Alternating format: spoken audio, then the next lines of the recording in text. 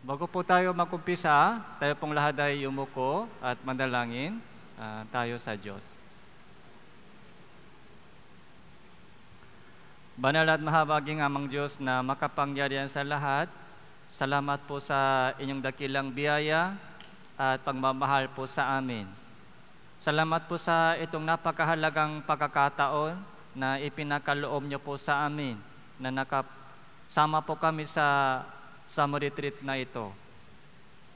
Naniniwala po kami na kayo po ang kumilos sa lahat ng ginagawa po namin sa inyong pangalan. Kayo po ang nag-imbita sa bawat isa sa amin dito.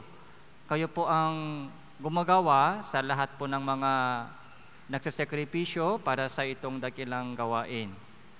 Nawa lahat po ng mga umaten sa itong summer retreat nakikinig ng salita ng Panginoon ay makaunawa ng tunay na kaligtasan na nakasulat sa Bibliang ito. Kayo po ang kumilos sa puso ng bawat isa sa amin. At tulungan niyo po kami upang lahat po ng mga nandito ngayon ay makarating sa tunay na kaligtasan at pakaunawa ng katotohanan. Sa iyo lamang po kami nagtitiwala at umasa. Ito po yung aming panalangin sa pangalan ng Panginoon Hesus Kristo. Amen. So, salamat po sa magandang awit ng choir kanina. So, alam niyo po ba kung ano po yung title ng kinanta po nila kanina? So, nakinig po kayo ng mabuti ng lyrics po. Yung kanta po ay, yung title po ng awit nila ay Who Am I? So hindi po Who are you? So who am I? Ito po yung napakahalagang tanong sa oras na ito. Sino ako? Sino ba ako sa harapan ng Diyos? Who am I? So, pasensya na po sa mga tulugan na hindi ganong ka-komportable sa inyo. Kamusta po yung tulog ninyo kagabi? Maayos po ba? O maingay sa tabi? Dahil kwento-kwento po sila. So, kamusta po yung pagkain po dito? Masarap po ba? So, masarap. Pero yung kanin po, only rice or isa lang? Hindi pwede dalawa. Isa lang. Kung only rice po, ay maubos agad lahat ng bigas dito.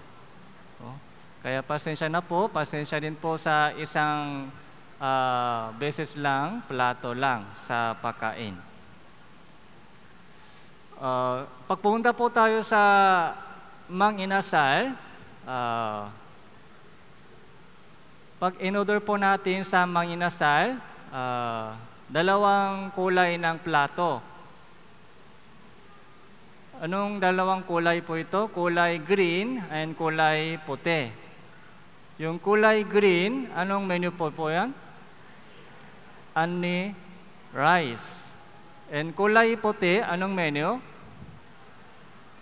Only sabaw.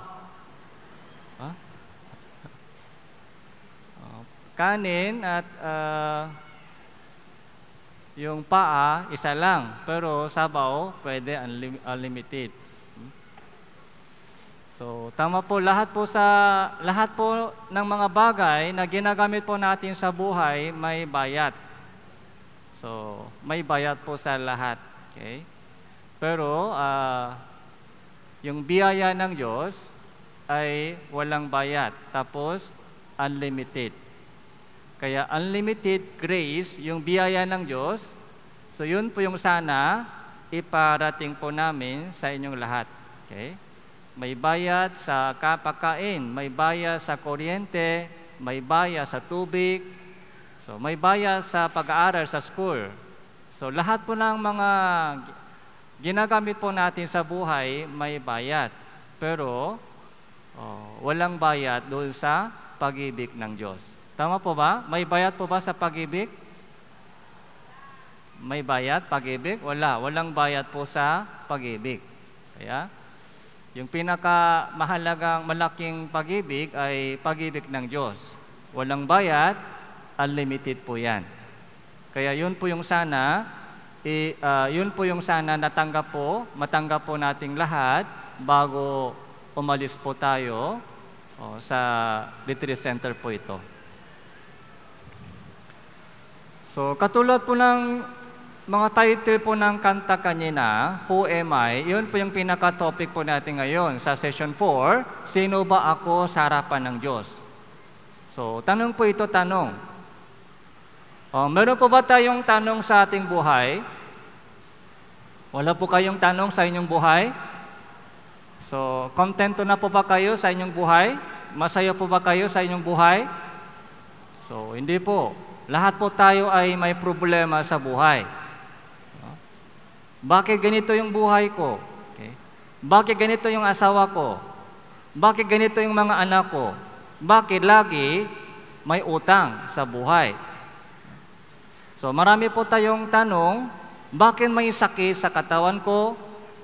Bakit ganito yung mga buhay ko bakit parang ako lang nahihirapan sa buhay sa mundong ito?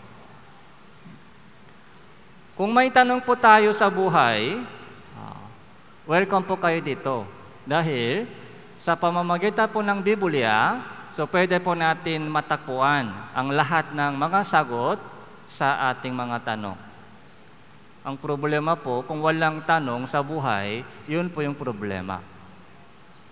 Kung wala po kayong tanong sa buhay, ibig sabihin, walang isip. Walang isip sa buhay, kaya walang tanong sa buhay. Pero kung seryoso po tayo sa ating buhay, bakit isinilang ako sa buhay?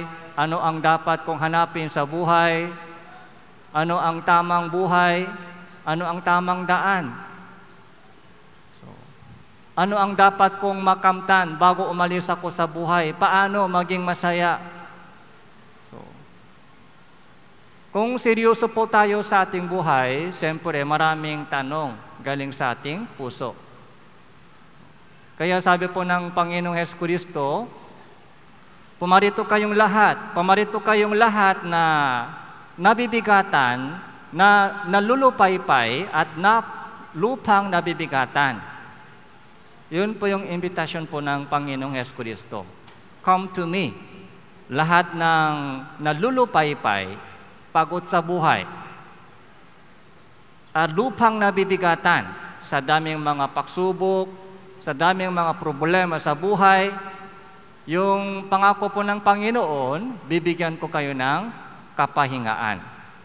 So yung pahinga sa puso, yun po yung gusto ng Diyos ibigay sa atin. So session 1, 2, 3, kung nakinig po kayo ng mabuti, handa na po yung ating puso sa itong session 4. Session 1, 2, 3 po ay para sa itong session 4. Yung session 4 ito ay para sa susunod na session 5. So ano po yung conclusion po natin sa nakalipas na 3 session?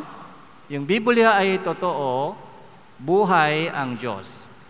So, kung buhay po ang Diyos ay lumikha sa atin,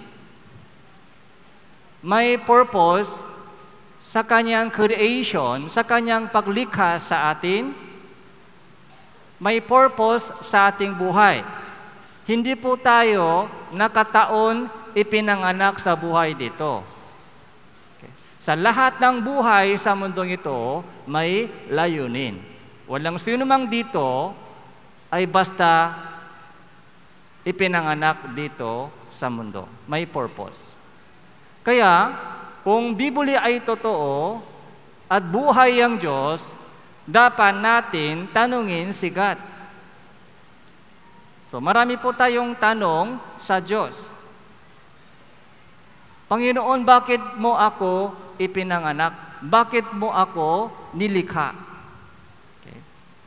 Bakit ipinanganak ako sa buhay, mundong ito. So, saan ako patungo? Bakit ganitong kadaming mga problema nangyari sa akin? So, marami po tayo tanong sa Diyos. Kaya kung kilala po natin, kapag nalaman po natin na buhay ang Diyos, yung next question po ay patungkol sa ating sarili. Sino ba ako sa harapan ng Diyos? Okay? Parang, broken, sira po yung ating buhay. Kailangan po ayusin. Pero wala po tayong idea kung paano, kung saan mag-umpisa. Okay? So, yung topic po natin ay sin and judgment. Lucas chapter 5, verse 31 hanggang 32. Sumagot si Jesus sa kanila, ang malulusog ay hindi nangangailangan ng mga gamot, kundi ang mga may sakit. Hindi ako pumarito upang tawagin ang mga matuwid, kundi ang mga makasalanan tungo sa pagsisisi. So, lahat po ng nakasulat sa Biblia ay kung magbasa po tayo ng maayos at mag-isip po tayo ng konti, ay madali lang maintindihan. Ito po, ang malulusog ay hindi nangailangan ng manggagamot. So, sino po yung pumupunta sa hospital at nagpapacheck up? Yung mga malulusog o yung mga may sakit? Yung mga may sakit. Okay. So, napakadali po ito. Sabi po ni Jesus, hindi ako pumarito upang tawagin ang mga matuwid, kundi ang mga makasalanan tungo sa pagsisisi. So, sino po yung tinawagan po ng Diyos sa oras na ito? Yung mga matuwid o yung mga makasalanan? Yung mga makasalanan, yung mga may sakit. Makasalanan, ibig sabihin, may kasalanan, ibig sabihin, may sakit. Yung sakit po natin ay kasalanan. Hindi sa ating katawan, kundi sa ating spirito. Yung pinag-usapan po natin sa itong Bible Summary Retreat po ay patungkol po sa ating spirito. Patungkol po sa makalangin na bagay, hindi po makalupang bagay. Kaya kahit nag-focus po tayo sa mga makalupang bagay hanggang ngayon, ano ang kakainin ko, ano ang iinumin ko, papaano babayaran yung mga bills sa bahay, itabi po natin muna sa gilid. Yung mga makalupang bagay, yung mga makamundong problema o issue ay itabi natin sa gilid. Patungkol sa ating katawan, physical na life.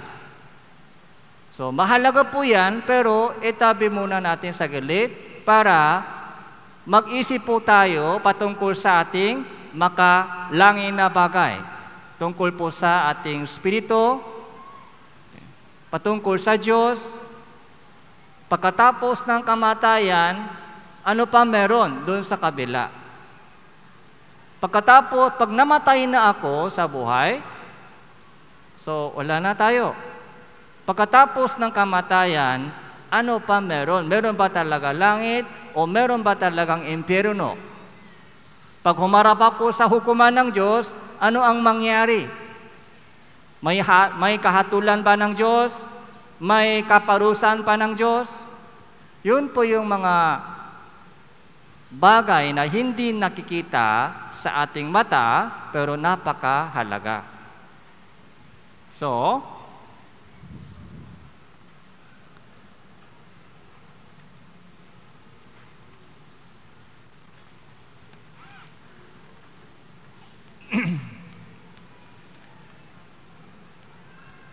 tao ito, hindi langgam. Okay, may paa.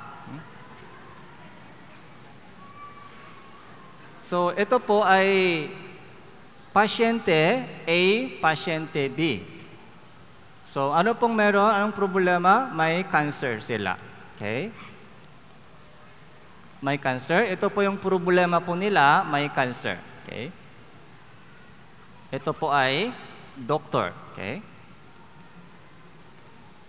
So, meron po siyang solusyon, gamot.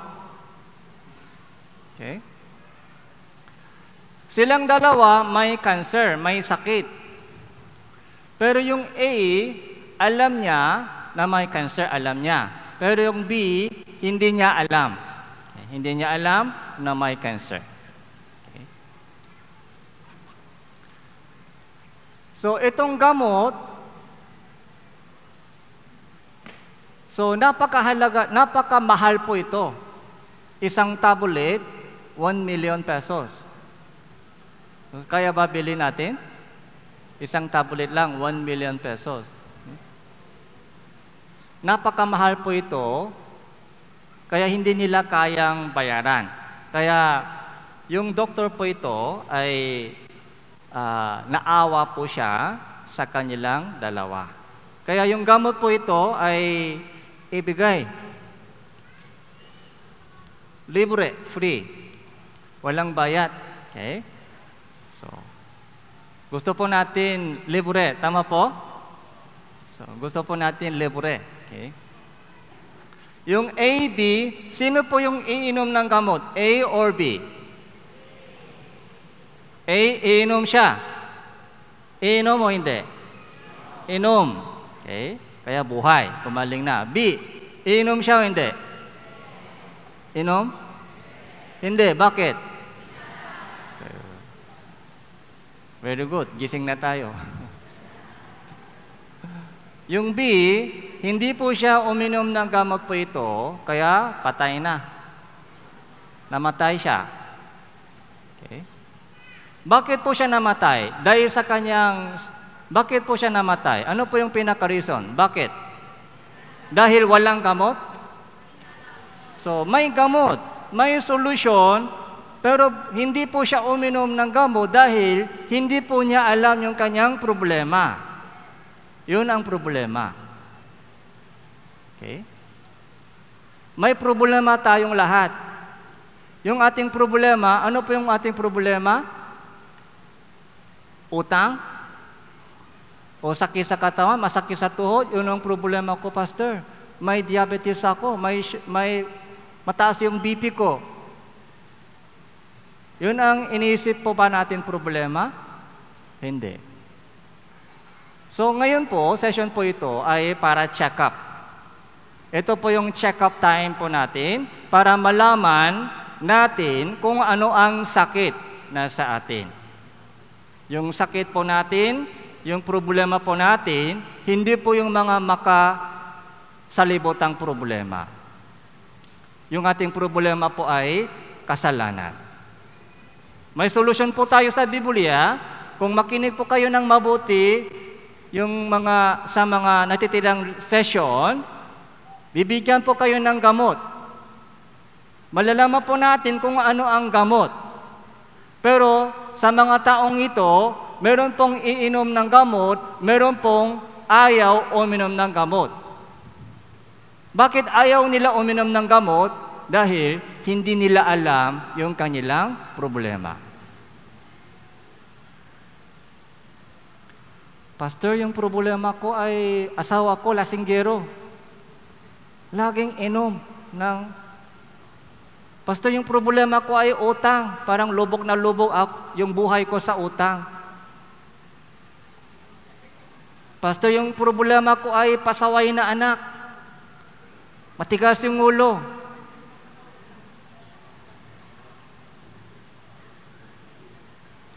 Kung buhay ang Diyos, ipinanganak tayo sa mundong ito para hindi para maging masaya dito tayo. So John 3 verse 3, malibang isang tao ipanganak na muli, hindi niya makikita ang kaharian ng Diyos. So dapat maipanganak na muli. So ito yung kalooban ng aking Ama. Yung kalooban ng Diyos ay sino man nakakita sa anak at sa kanya yung sumampalataya ay makaroon ng buhay na walang hanggan at muli ko siyang bubuhayin sa huling araw. Yung kalooban ng Diyos, yung plano ng Diyos sa ating buhay, hindi po yung kalakasan, hindi po yung malakas na katawan, hindi po yung mahabang buhay, hindi po yung maayos na buhay dito sa mundo. Hindi po yung mga malaking income, kita sa business po natin. Yung kalooban ng Diyos ay isa lang po. Buhay na walang hanggan, ipanganak na muli, and salvation, the same. So, para tumanggap po tayo ng regalo ng Diyos, so dapat natin malaman yung ating problema. Check up muna. Okay? Check up. Kanina po, sinabi ko sa inyo, itong B ay namatay dahil ayaw niya uminom ng gamot. Bilang isang doktor, para uminom siya ng gamot, ano ang dapat kong gawin? Dapat ipaalam sa kanya, may cancer ka. Kung hindi ka uminom ng gamot ito, mamatay ka. Sigurado, mamatay ka. Uminom ka ng gamot ito. Yun po yung kailangan ipaalam sa kanya. Bad news. Okay? May cancer ka. Mabuting balita ba ito o masamang balita? May cancer ka na. Masamang balita. Kaya bad news muna. Pakinggan po natin sa oras na ito. So, for sure, masasaktan kayo. Okay? Magagalit kayo sa akin. Pero, ito po yung kailangan po natin pakinggan. Bad news muna. Para malaman po natin kung ano ang good news.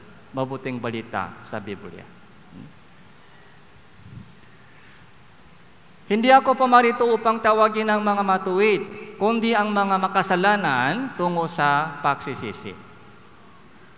So Lucas chapter 18 verse 10, dalawang lalaki ang pumunta sa templo upang manalangin. Ang isa ay pariseo, ang isa ay maniningin ng buwis. So dalawang tao, isang pariseo, isang maniningin ng buwis ay pumunta sa templo upang magdasal. Malayo po yung kanilang, makaiba po yung kanilang panalangin. Yung panalangin po ni pariseo ay ganito po. Ang pariseo ay nakatayo na nalangin sa kanyang sarili, kanilang ganito, Diyos, pinasasalamatan kita na hindi ako gaya ng ibang mga tao na mga mangikir ng mga di makatarungan, mga lunya o gaya man lang maniningin ng buwis na ito. 2 ulit akong nag-ayuno sa isang linggo, nagbibigay ako ng ikapo sa lahat ng aking kinikita. Mahabang panalangin. Ganito po yung prayer ni pariseo. May tanong po ako sa inyo. Nagdadasal po ba kayo sa Diyos? Nagdadasal. Okay? Kailan po kayo nagdadasal? Kapag may sakit. Kapag may problema. Kapag may kailangan, lumalapit po tayo sa Diyos kung may kailangan. Lumalapit po tayo sa Diyos. So, iba-iba yung uri ng yung prayer po natin dito. Yung prayer po ni pariseo, yung una, so, nagmalaki po siya sa kanyang sarili. Hindi ako gaya ng ibang mga tao. Iba ako. Mabait ako, matuwid ako, hindi katulad ng kapitbahay. Grabe sila. Okay? Grabe. Hindi ako ganon. Salamat sa Diyos dahil sa ganitong buhay ko. Okay? Mangingikil, mga di makatarungan sila, mga lunya sila, mangingin ng buwis na ito, madaya. Hindi ako ganito. Matuwid ako, mabait ako. Okay. Tapos, nagbibigay ako ng 10% sa lahat ng aking kinikita. 10% ng lahat ng income. Tithes, tawag, tithes, ibinibigay sa Diyos. Maganda po yung kanyang ginagawa sa harapan ng Diyos. Pero yung prayer po ng itong pariseo, tinanggap ng Diyos o tinanggi ng Diyos? Okay? Magandang buhay ng itong Pariseo, mabait siya, tapos hindi po siya nakasala, gumawa ng maraming kasalanan, hindi po siya gumawa ng maraming kasalanan katulad ng iba. Tapos, nagbigay siya ng mga offering sa Diyos. Pero yung kanyang ganitong prayer ay ayaw ng Diyos. Doon sa kabila, subali lang manginginig ng buwis na nakatayo sa malayo, ayaw itingin man lamang ang kanyang mga mata sa langit, kundi dinadakukan ang kanyang dibdib na nagsabi, Diyos, mahaba ka sa akin na isang makasalanan. Makaiba po yung padalangin ng maningin ng buwis. So wala po siyang anumang ipakmalaki. Wala po siyang anumang ipakmataas. Very short, na maiksi lang po yung kanyang prayer. Ano po? Diyos, mahaba ka sa akin dahil ako ay isang makasalanan. Okay? Wala pong ibang sinabi. Sa itong dalawa, Pariseo, manginginig ng buwis, kaninong panalangin ay tinanggap ng Diyos? Yung tax collector. Okay. Sa itong dalawang prayer, Pariseo, mayabang siya. Okay. Pero tax collector, ayaw niya itingin sa taas. Dinadakukan niya yung kanyang dibdib. Mahaba ka sa akin, Panginoon. Isa akong miserable na makasalanan. Lahat ng kalokohan sa akin. Okay? Lahat ng mga kasalanan ay ginawa ko. Wala akong anumang ipagmalaki sa inyo. Awa lang, hinihingi, awa. Panalangin po ni Pariseo ay reject. Pero yung panalangin po ni tax collector ay pinakinggan ng Diyos. Tinanggap ng Diyos. Sana maging ganito po tayo ngayon. Okay? Mag-focus po tayo sa ating, magpakababa tayo sa ating sarili. Magpakababa po tayo sa ating sarili. Paano? Paano makapagpabab tayo sa harapan ng Diyos? Okay? Kailangan po natin kilalanin yung ating sarili. Pag-aralan po natin yung ating sarili sa harapan ng Diyos. Sino ako? Gaano kadumi ako? Gaano kasama ako sa harapan ng Diyos?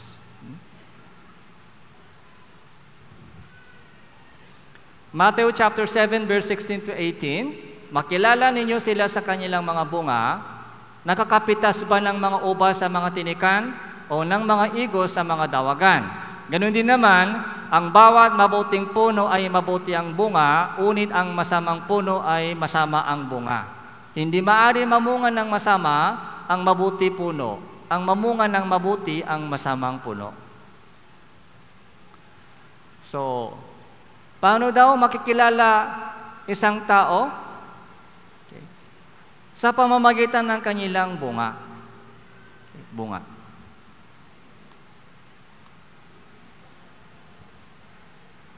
Anong puno po ito? Alam niyo po ba kung anong puno? Mangga. Okay, mangga. Ito.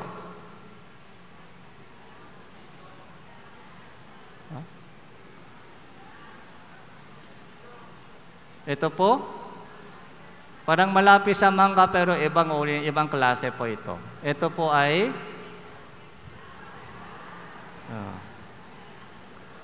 kung hindi natin nakikita yung bunga, mahirap malaman kung anong klaseng puno ito. Pero pag nakita natin yung bunga, ay durian yan, durian.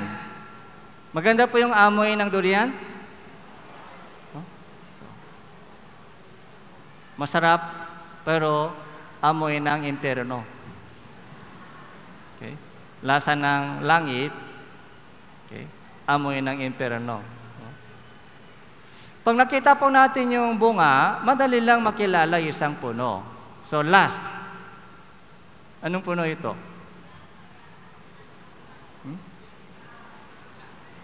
Mangga?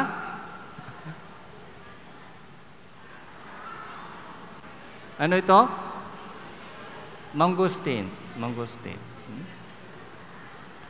Kaya magaling po yung design ng Diyos. Iba-ibang uri ng design, iba-iba yung kulay, iba-iba yung lasa. So, by the fruits, you will know the tree.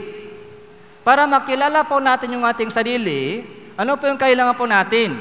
Tingnan po natin yung bunga, kung anong klaseng bunga ay lumalabas sa ating buhay. Tingnan po natin, suriin po natin yung bunga sa ating buhay. Kung anong uri ng bunga ay lumalabas. Pag mabuting bunga, anong ibig sabihin? Ay mabuting puno ako. Pero kapag masamang bunga, anong ibig sabihin? Masamang puno ako. Check natin yung bunga para mas madali. Okay? Para mas madali. Yung bunga ay galit. Yung bunga ay galit. Anong puno? Puno ng galit. Yung bunga ay kasinungalingan. Anong puno? Sinungaling ka. Okay? Kaya nagsisinungaling ka. So, yung bunga ay inggit. Tampo. Puno niya ay tampo. Inggit. Okay? So, by the fruits, you will know the tree. Yung bunga ng mangga ay galing sa puno ng mangga. Yung puno ng mangga galing sa bini ng mangga. Ganon din po, yung bunga ng apple ay galing sa puno ng apple. Yung puno ay galing sa buto. Yung sin, kasalanan. Okay? Nangyari po ito sa atin. Sabi po natin, ay tao lang naman tayo, tao. Sino ba hindi nakakasala? Tama po, tao lang tayo, kaya nakakasala po tayo. Hindi na po natin maiwasan makasala araw-araw. Sumasama yung loob natin, so nagmumura po tayo. So, may tanong po ako dito. Sino dito marunong magluto? Pagtaas yung kamay. Magluto. So marami.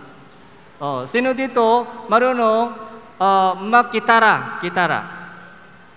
Kitara. Okay, mas konti.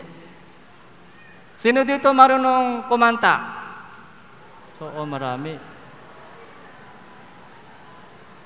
So, sino dito marunong mag-drive? Okay, konti lang. Sino dito marunong magsinungaling? Lahat. Sino dito marunong magalit? Lahat. Yehe? Masaya ka sa kasalanan? So, bakit marunong tayo? Sinong nagturo sa atin? Sinong nagturo sa atin ng galit? Anak, dapat ganito ka magalit.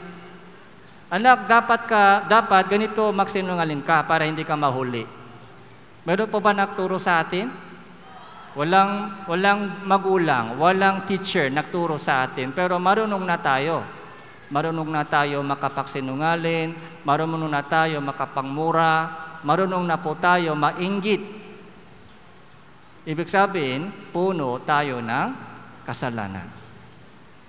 Sinner tayo. Bakit sinner tayo? Bakit ganito yung puno? Dahil yung bini ay kasalanan. Yung bini. Okay. Yung bini ito, saan galing? Galing po kay Adan. Kay Roma chapter 5 verse 12, basahin po natin ito ng sabay-sabay. 3, 2, 1. Kaya't kung paano sa pamamagitan ng isang tao, pumasok ang kasalanan sa salibutan. At sa pamamagitan ng kasalanan ay ang kamatayan. Kaya dumating sa lahat ng mga tao ang kamatayan sapagkat ang lahat ay nakasala. Sa una, si Adan, isa lang nakasala, isang tao lang nakasala. Pero yung kasalanan po ito ay pumasok na sa salibutan at kumalat na sa lahat ng tao. Okay. Kaya ngayon, lahat ng tao sa mundong ito ay ipinanganak na makasalanan. So meron po tayong likas ng kasalanan nung ipinanganak tayo, yung bini, buto. Kaya habang lumalaki po yung punong ito, nagbubunga ng lahat uri ng mga kasalanan.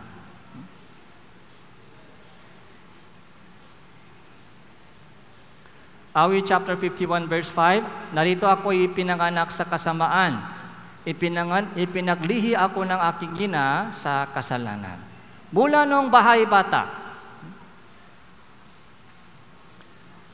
Tingnan po natin yung mga baby, kahit ang cute po, pero sa loob nila may kasalanan. Awit chapter 58 verse 3, ang masama ay naliligaw mula sa bahay bata. Silang nagsasalita ng mga kasinungalingan ay naliligaw mula sa pagkapanganak. Mula sa bahay bata, mula sa pagkapanganak, so sinner na sila, sinner na. Puno ng kasalanan. Puno ng kasalanan. Kayong bunga niya ay kasalanan. So, tingnan po natin.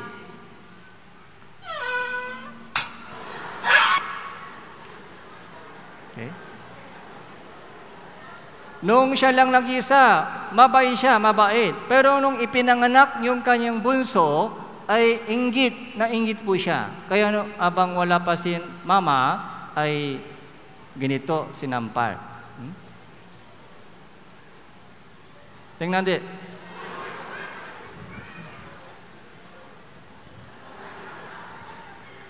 Dahil sa inggit. Okay? Dahil sa inggit, saan galing po yung inggit? Okay? Nasa puso. Inggit. Jealous. Okay? Sabi dito, yung mga baby ay nag-umpisa ng lying, kasi yung pagsisinungaling, kapag 2 years old ka na. 2 years. 2 taon na, marunong na magkapagsinungaling. Panoodin po natin ito. Magaling po yung mga baby, yung mga bata po, magaling po sila magsinungaling. Tingnan po natin. We're setting up an experiment with the help of ex-CIA investigator Barry McManus. We're putting 4 kids between the ages of 4 and 7 smack in front of this very tempting chocolate cake and promising them a reward if they don't eat or touch the cake. And I will be back. Now we're going to leave them ages. We're setting up an experiment with the help of ex-CIA investigator Barry McManus. We're putting 4 kids between the ages of 4 and 7 smack in front of this very tempting chocolate cake and promising them a reward if they don't eat or touch the cake. And I will be back. Now we're going to leave them alone with the cake for 15 long minutes. Don't eat the cake. Now we're sending Barry back in to question the children. In my world, I deal with criminals, I deal with hardened criminals, I deal with double agents, I deal with terrorists. But can he extract any confessions from this? Yung instruction po ay huwag kumain. Okay? Don't touch, so don't eat. Yun po yung instruction po ng teacher. Tough group? You did not touch, right? You did not smell. You did not think about taking a piece of cake, right? He's saying he didn't have any cake. But is he lying? There's a piece missing because I counted all the pieces before I left. What? Another denial. You think he's telling the truth? Did you eat a piece of the cake? I don't really eat chocolate. He says he doesn't like chocolate. What do you Nagsinungaling think? silang lahat. He says he didn't touch the cake. Looks like he's eating something. Here was another denial. We have evidence to the contrary. He said he doesn't really eat chocolate.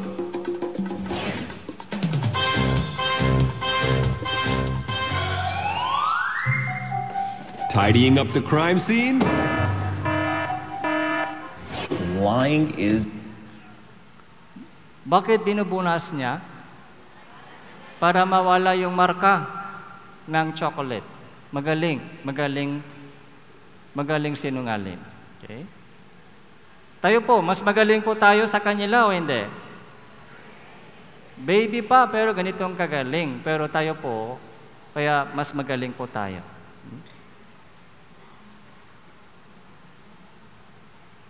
So, tingnan po natin yung ating puso, kung gaano kasama yung ating puso. Unang Samuel chapter 16 verse 7, yung kulay yelo, ang tao tumitingin sa panlabas na anyo, unid ang Panginoon ay tumitingin sa puso. So, mag-focus po tayo sa ating puso. Ang Diyos po ay, saan po tumitingin ang Diyos? Yung gawa. Ang tao po ay tumitingin sa gawa lang, labas. Pero ang Diyos ay tumitingin sa ating puso. Yung kasalanan po, ay saan po nagumpisa? Sa action agad o sa puso muna? Okay? Pinapatay agad o galit muna? Galit muna, galit. Hindi po agad patain. Okay? Galit muna, yung sa puso muna, nagumpisa po yung kasalanan, puso. Isip. Puso at isip, doon po nagumpisa po yung kasalanan kapag ito ay lumalabas sa bibig, lumalabas sa mata, mukha, pumupula yung mukha, tapos sa gawa, aksyon. So, ang tao po ay tumitingin sa aksyon o panlabas na anyo lang. Pero ang Diyos ay tumitingin sa ating puso. Yun po yung sana dapat tandahan po natin.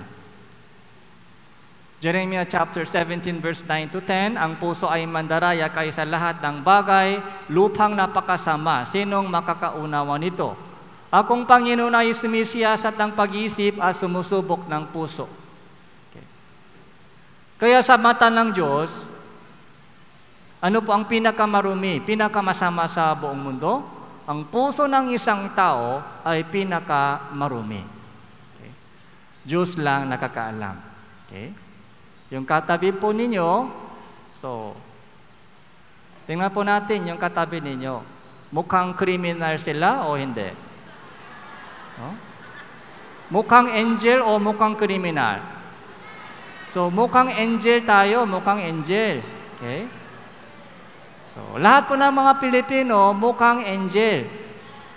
Pero yung puso, angel pa rin yung puso? Hindi po. Mabait sa mata ng tao. Mabait sa mata ng tao. Pero sa mata ng Diyos, mabait din? Hindi po. Hindi po alam ng kapitbahay. Hindi po alam ng asawa kung anong nangyari sa ating puso. Hindi din po alam ng mga bata. Hindi po alam ng mga magulang kung anong kasalanan nangyari sa aking puso. Secret ito, secret. Pero ang Diyos po ay tumitingin sa ating puso. Kaya walang secret sa harap ng Diyos. Yun po yung dapat natin malaman. Marcos chapter 7 verse 21, sapagkat mula sa loob, mula sa puso ng tao, lumalabas ang masasamang pag-iisip, pagkikiyapit, pagnanakaw, pagpaslang, ang pangalo niya, kasakiman, kasamaan, pandaraya, kahalayan, pakainggit, paninyirang puri, kapalaluan at kahangalan. Ang lahat ng masasamang bagay na ito ay sa loob na nagmumula. So, sa loob, sa puso, nagumpisa po, nagmumula lahat ng mga kasalanan po natin sa puso. Yung puso po natin ay pinaka-source, okay, ng kasalanan.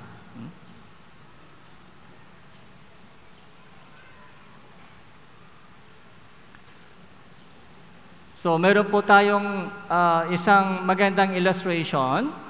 So, Kawikaan chapter 26 verse 25, kapag magiliw siyang magsalita, huwag mo siyang paniwalaan, sapagkat sa kanyang puso ay may 7 karumal-dumal.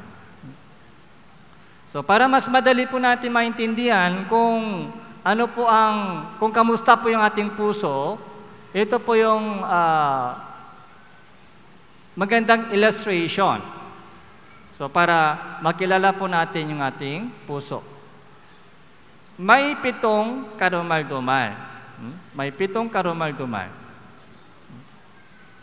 Ito po yung mga traditional illustration ng Kristiyano mismo. So, tingnan po natin mabuti yung kung anong 7 karumal-dumal. Okay? Sa una, peacock. Ito po yung unang ugali, yung ugali ng peacock. Anong ugali ng peacock? Mayabang. Mayabang. Pag may pera, pag mayaman, pag matalino, pag maganda at pogi. So, nagmamalaki po sila. Hinahamak po nila yung ibang tao na walang pera, hindi matalino. Okay? Pag mataas yung grade, sana kapag mataas po yung grade sa exam, ay sana may magtatanong sa akin kung ilang grade. Hinahamak po nila yung mga baksak na grade. Okay? Pag maraming pera, hinahamak po nila yung mga dukha. Pag maganda, hinahamak po nila yung mga hindi. Okay? Ito po yung ugali ng peacock. Subalit ngayon, nagmamalaki kayo sa inyong mga kayabangan. Ang lahat ng ganyang pagmamalaki ay masama. Ang humahawak sa kanyang kapwa ay nakakasala. Ang umaapi sa dukha ay humahawak sa kanyang lumalang. So, ito po, pangalawang ugali ay ugali ng kambing. Ano po yung ugali ng kambing? Stubborn, matigas yung ulo. Matigas yung ulo. Okay. Ayaw makinig, ayaw sumunod. Very stubborn. Okay? So, wag po tayo maging mga kambing. Okay? Sinabi ko, umiikot po ako kagabi umiikot po ako kahapon, tapos tumitingin po ako sa mga latching. Okay? Tapos lagi nag-announcement po yung pastor dito, MC. Sa latching ng babae, bawal lalaki. Sa latching ng lalaki, bawal babae. Pero may pumapasok naman. Maraming kambing. Sabi po ng mga speaker dito, bawal mag-tent doon sa pinaka-taas. May nagte-tent naman doon. Ito po yung ugali ng kambing. Okay? Ayaw sumunod. May katigasan sa puso. Roma chapter 2 verse 5, "Unit ayon sa inyong katigasan at pusong hindi nagsisisi, ay nagtitipon ka para sa inyong sarili ng puot sa araw ng kapuutan at pagpapahayag ng matuwid na paghukom ng Diyos." Isang tao ay napapahamak dahil sa katigasan sa ulo. So, meron po tayong ganitong ugali ng kambing.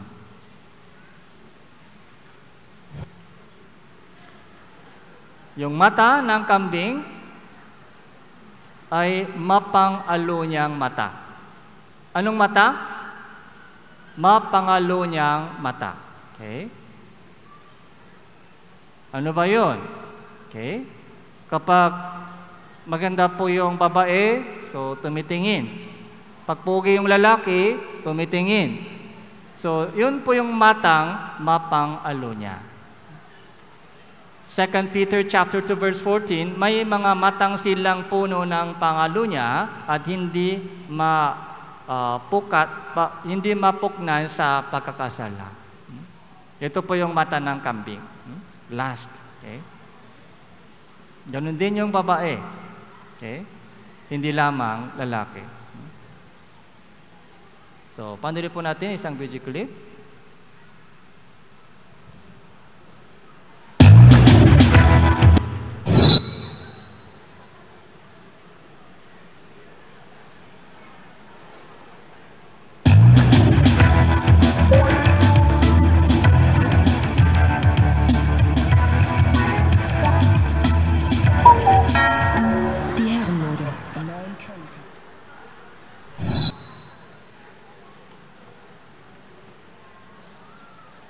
Mata ng kambing. Okay? Tapos, ugali ng baboy. Ano po yung ugali ng baboy? So, matakaw, sakim. Okay? Sakim po, kasakiman, yun po yung ugali ng baboy. Okay?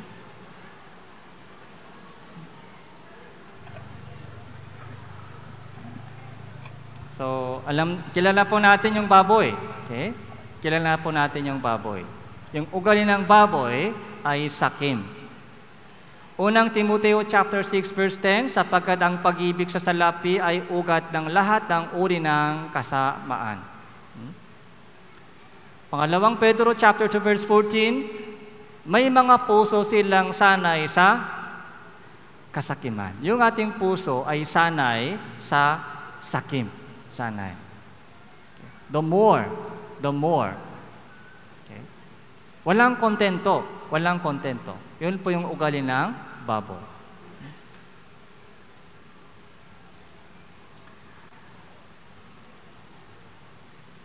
Kaya kahit sa trabaho, sa pera, sa pagkain, sa mga pamantayan ng buhay, so the more. So hinahanap. Yun po yung sakip yun po yung mga sakim ng baboy. Tapos ito yung ugali ng yung pagong. Ano po yung ugali ng pagong? Tamat. Tamat po. Ang kaluluwa ng tamad ay nagnanasa at walang nakukuha, ngunit ang kaluluwa ng masipag ay tutusan sagana. Okay. Ang katamaran ay nagbubuli sa tulok na mahimbing at ang taong tamad gutom ay daranasan. Yung ugali ng pagong, tamad. Meron din po sa atin. Ano po yung ugali ng tigre? So, mabangis. Violenteng ugali. Mabangis na hayop ay nasa ating puso. So, tingnan po natin.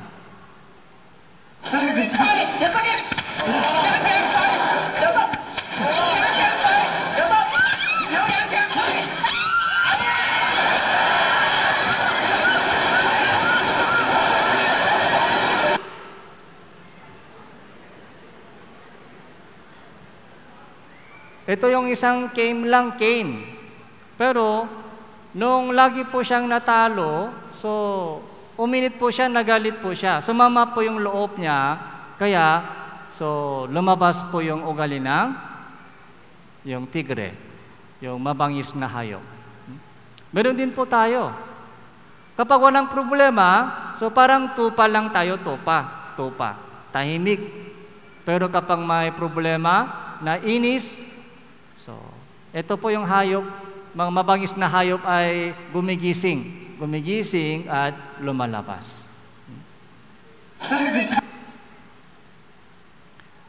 Ito po yung ugali ng yung ahas.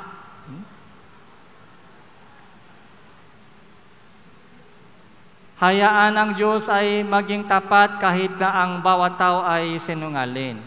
So, yung ahas po ay isang simbolo ng sinungaling dahil yung dulo ng dila niya ay dalawang sanga. Okay? Yung dulo ay dalawa. Kaya sinasabi po ng sinungaling, iba po yung sinasabi niya sa isang tao at sa kabilang grupo. So, lahat ng tao ay sinungaling. Yun po yung ugali ng ahas. Yung lilipulin sila na nagsasalita ng mga kasinungalingan, kinasukulaman ng Panginoon ang mamatay tao at malilinlang.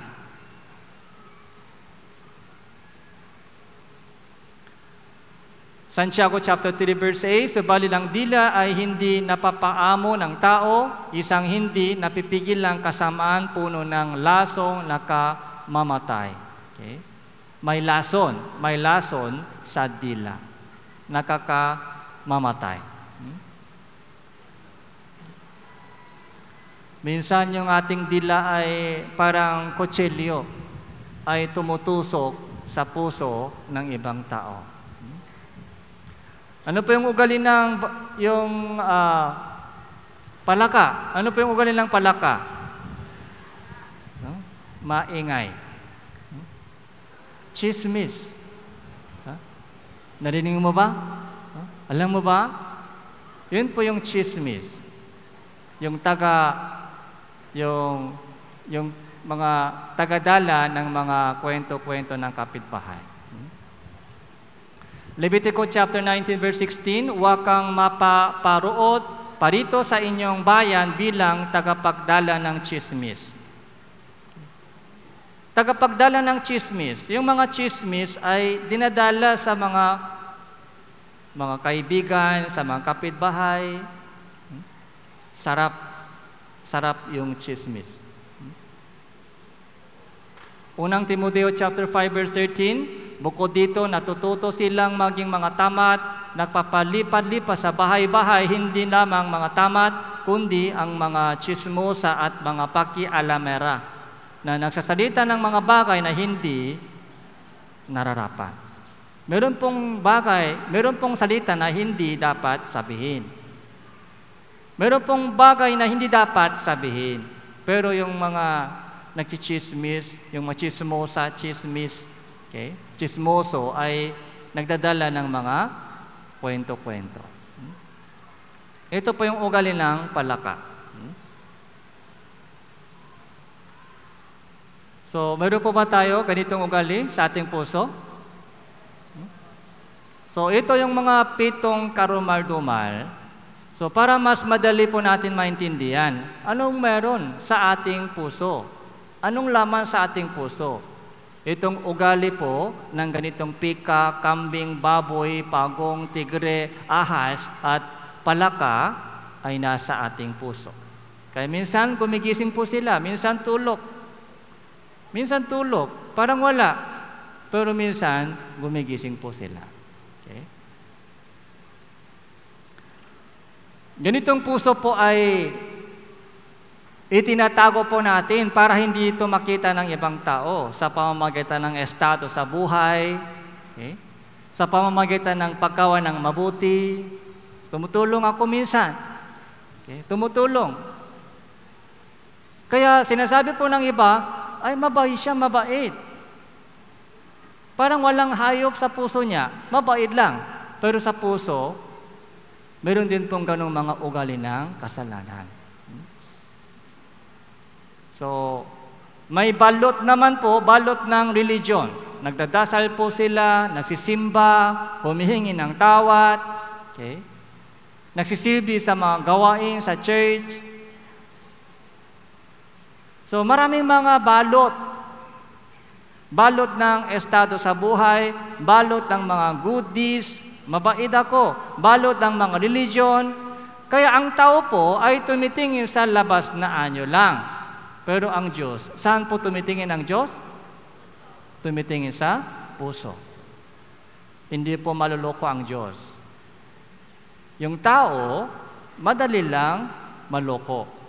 Pero ang Diyos, maluloko po siya, ang Diyos? Hindi po siya maloko ng tao. Iba po yung mata ng Diyos. Mata ng tao ay sa labas lang. Kaya mabait siya, mabait.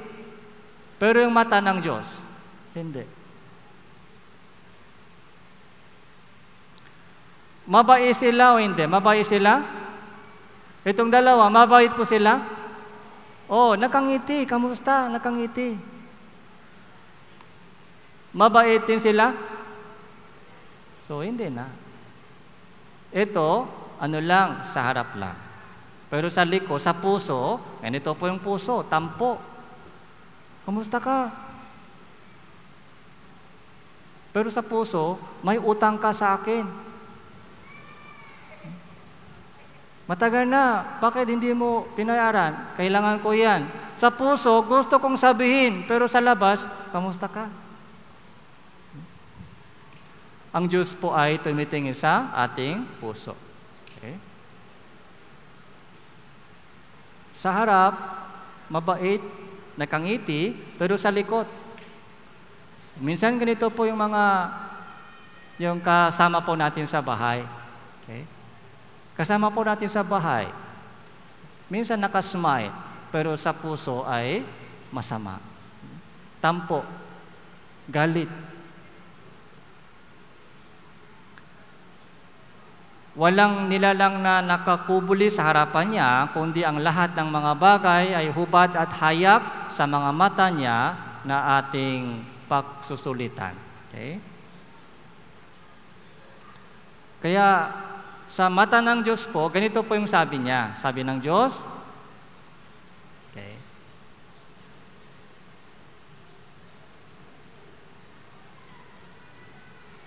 So, kilala po ba ninyo ito, mga uot? Kilala po ba ninyo? Uot?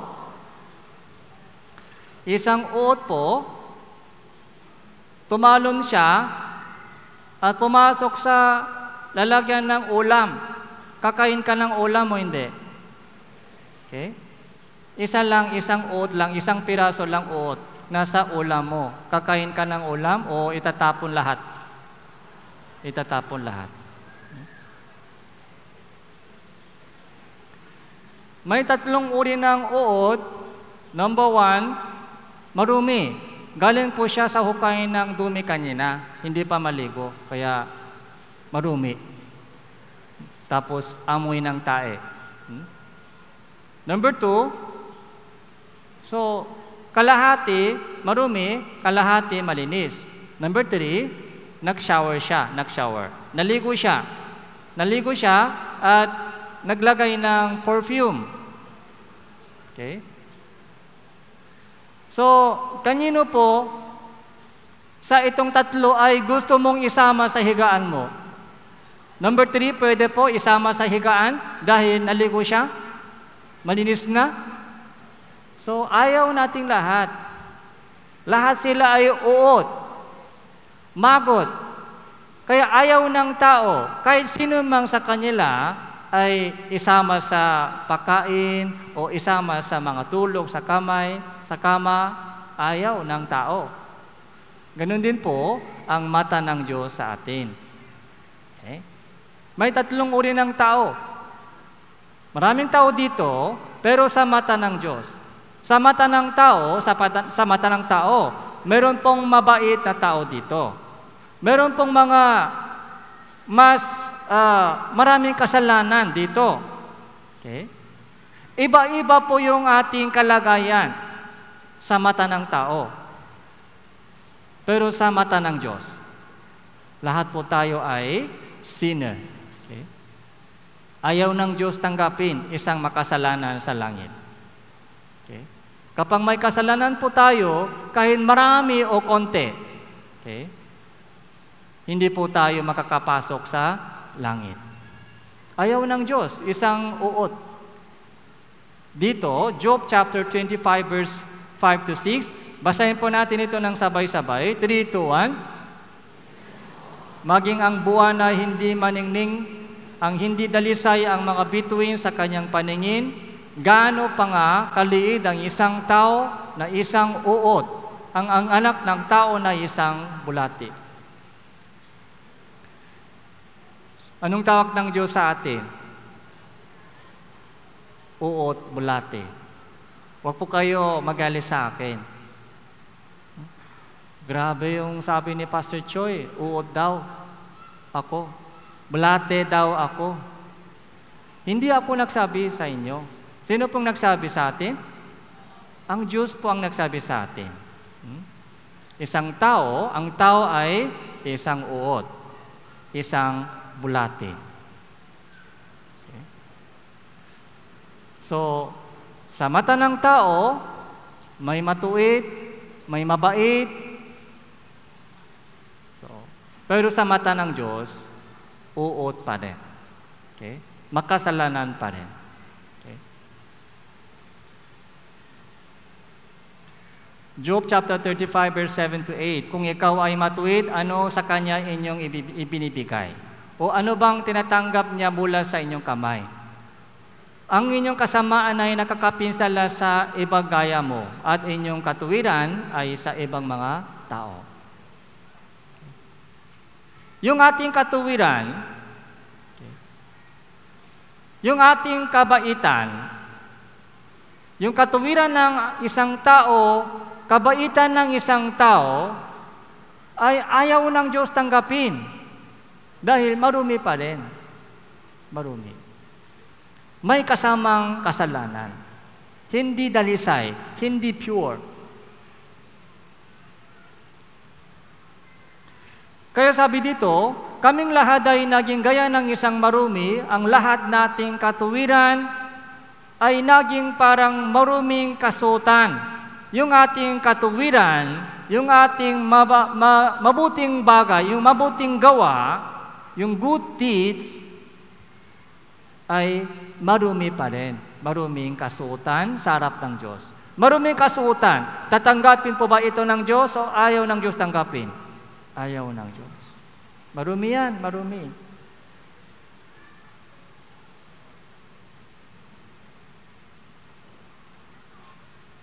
Manunin po natin isang video clip.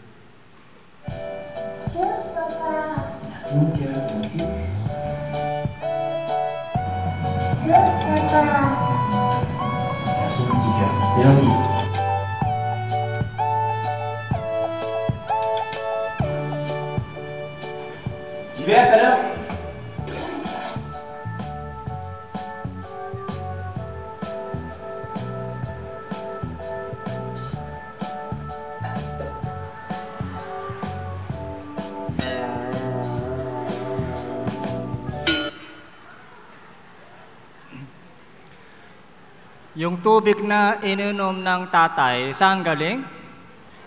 Galing sa CR, banyo ng CR. May kasamang tae.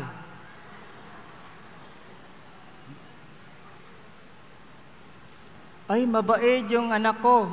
Pero yung dinala po niyang tubig ay galing sa banyo. Ganun din po yung ating kabutihan. Panginoon, ito yung tanggapin mo yung mga ginagawa ko.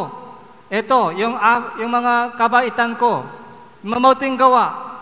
Tumulong ako sa kapwa. Tumulong ako sa yung kapamilya ko. Gumawa ako ng maraming mga mabuting gawa. Mabuting gawa po. Ito yung tanggapin mo. Anong sabi ng Diyos?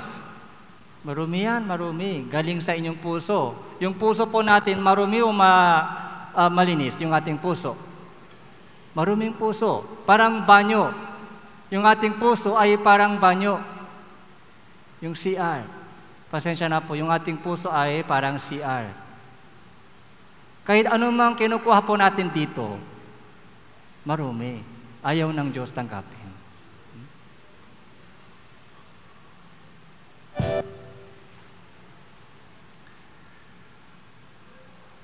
So, Jeremiah chapter 2 verse 22, kahit maligo ka ng lihiya at gumamit ng maraming sabon, ang mantsa ng inyong pagkakasala ay nasa harapan ko pa din, sabi ng Panginoong Diyos. Yung kasalanan po natin, yung maruming puso po natin, ay hindi pwede linisin ng ating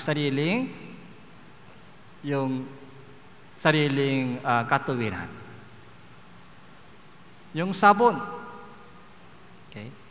Yung kahit maligo tayo, gamit ng maraming sabon, pero yung ating kasalanan ay nasa harapan po ng Diyos. Nandyan pa rin. Kilala tayo ng Diyos. Okay? Kilala tayo ng Diyos. Nasanay po tayo, meron po tayong pusong sanay sa kasakiman. Alam ng Diyos kung ano po ang laman ng ating puso. Okay.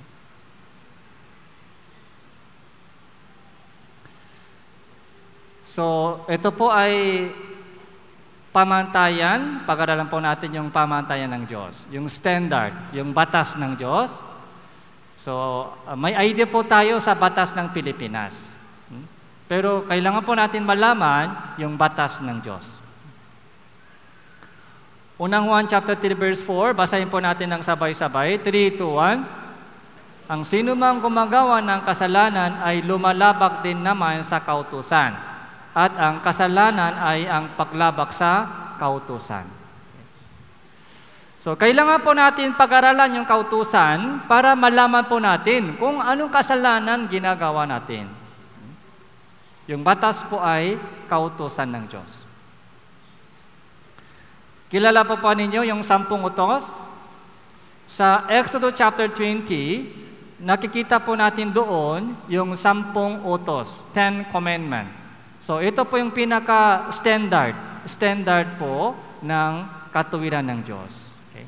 Kung lumabag po tayo sa itong kautusan ng Diyos, yun ang kasalanan. Okay? Yun ang kasalanan.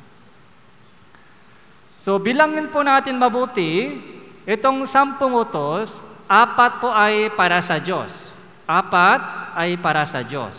Tapos yung 6 ay para sa tao. Kaya bali, 10. 10 commandment. Isa-isa, tingnan po natin. So, number 1, huwag kang makakaroon ng ibang Diyos sa harapan ko. Ito po yung number 1. Huwag kang makakaroon ng ibang Diyos sa harapan ko. Okay? Pwede po ba dalawang asawa?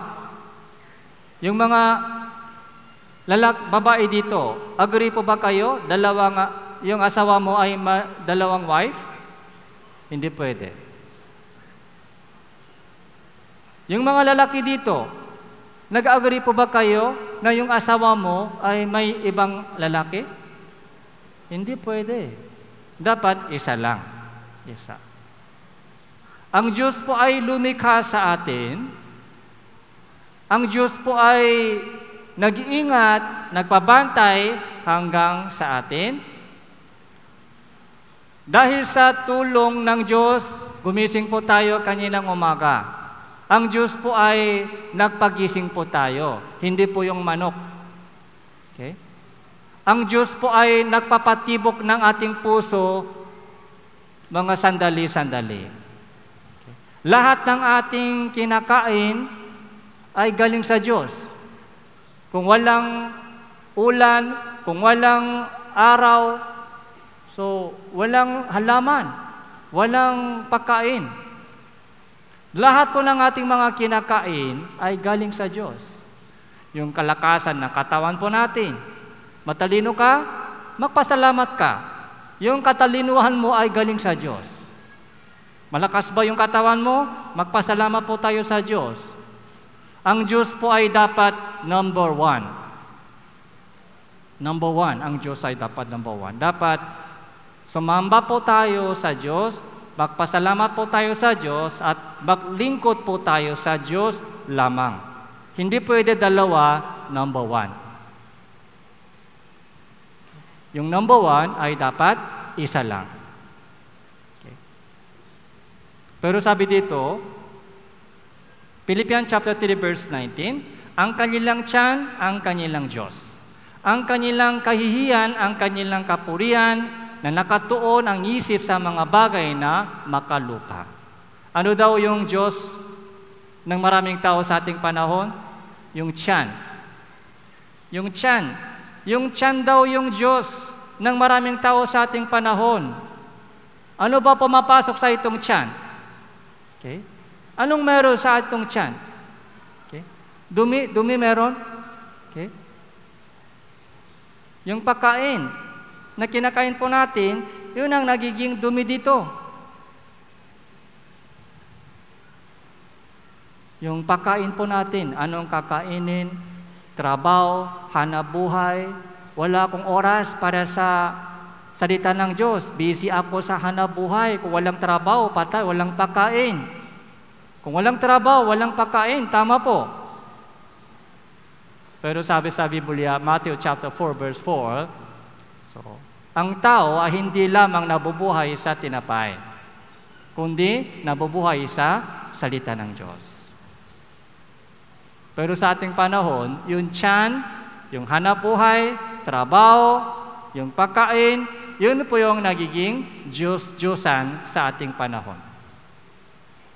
Yung isip, sabi dito, nakatuon yung isip sa mga bagay na makalupa. Makalupang bagay, nakikitang bagay. Doon na lang po lagi focus. Sa langit, sa Bible, sa salvation, Espiritu, walang pakialam. Walang pakialam.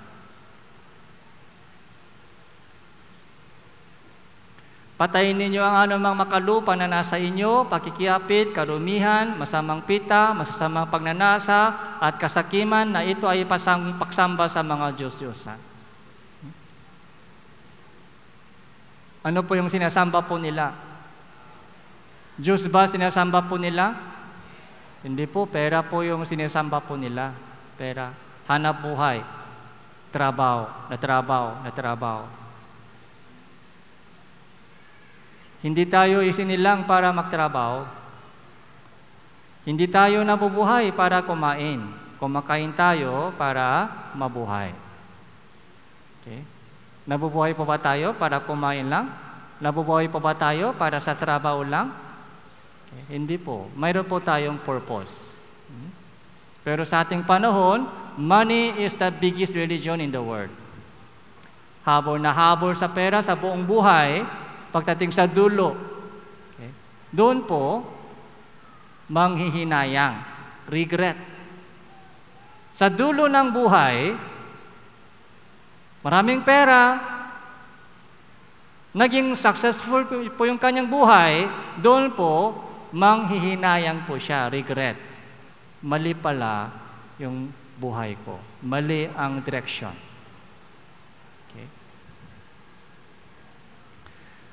Ano ang makapapakinabang ng tao na makamtan ng buong salibutan at mapahamak ang kanyang buhay?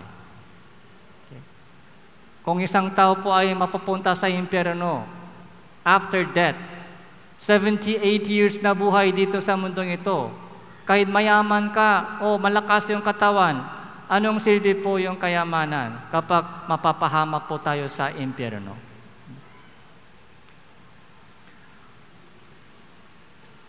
Number 2, huwag kang gagawa ng inukin na larawan, huwag mo silang yurakan o paglingkuran man sila. Okay? So, ito po yung malinaw na sinasabi sa Biblia, huwag kang gumawa ng anumang ribulto. Huwag kang yumuko sa harap ng gawa ng kamay ng tao. Huwag kang maglingkod sa kanila. Pero sa ating panahon, maraming mga ribulto ay dinadalanginan, sinasamba po ng mga tao, pinaglilingkuran po ng mga tao. Sabi dito, Isaiah chapter 44 verse 13, ang kapintero ay nag-uunat ng isang pising panukat, kanyang tinatandahan iyon ng lapis, kanyang inaayunan sa pamamagitan ng mga katam at tinatandahan ng mga kumpas, hinuhugisan niya ito ayon sa anyo ng tao, ayon sa kagandahan ng tao upang manirahan sa bahay. Okay. Ito po yung ginagawa ng tao, yung hugis ng anyo ng tao. Binibenta po nila, ito po yung negosyo ng maraming tao.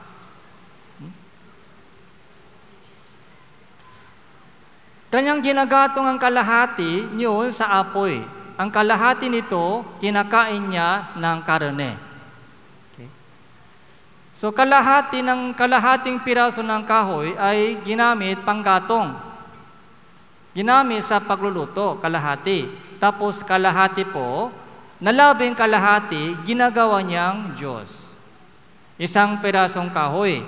Isang piraso ng kahoy, kalahati panggatong. Kalahati, ginagawang Diyos. Tapos doon po, niluluhuran, sinasamba, dinadalanginan. Nagsabi, iligtas mo ako. Ikaw ay aking Diyos. Ribulto po ito. Ribulto. Kahoy lang yan, kahoy. Kahoy.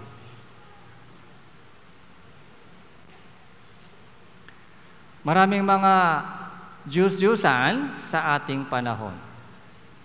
May bibig, hugis ng tao, kaya may bibig, pero hindi po nakakasalita. May mata, hindi sila nakakakita. May tenga, hindi sila nakakarinig. May ilong, hindi sila nakakaamoy. Isang kahoy lang, isang bakal, o ginto, o pilak.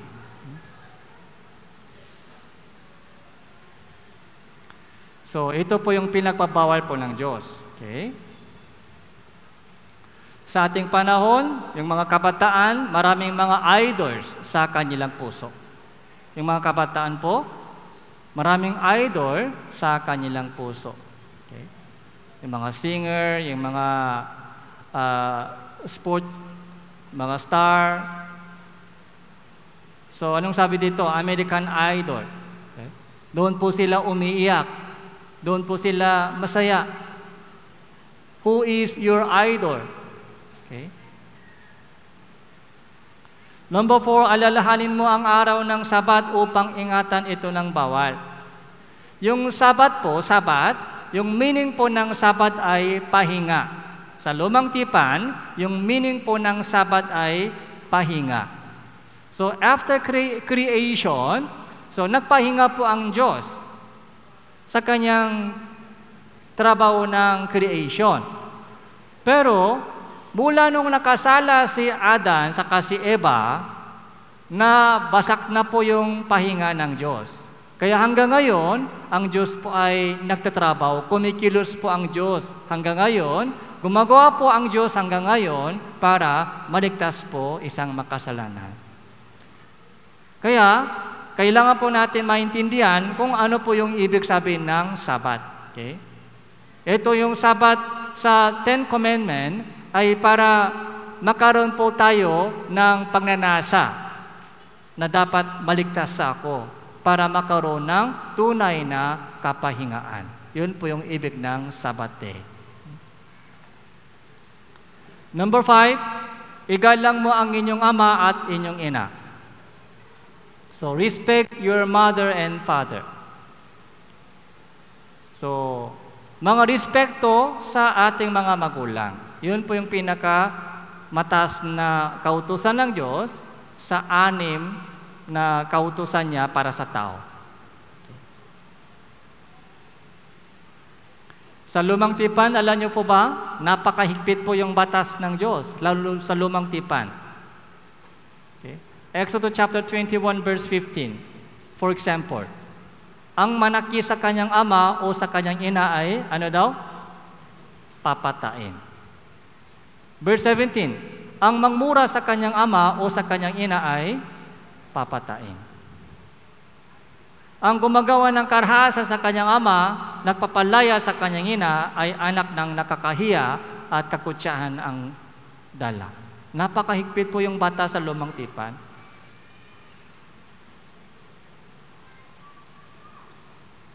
Noong ipinanganak po tayo sa mundong ito, okay, yung isang bata, isang baby ay bunga ng pag-ibig ng tatay at nanay. Noong ipinanganak po isang baby, so yung tatay, yung pag-ibig ng sa pamamagitan ng tatay, pag-ibig ng tatay at nanay, isang baby ay lumalaki.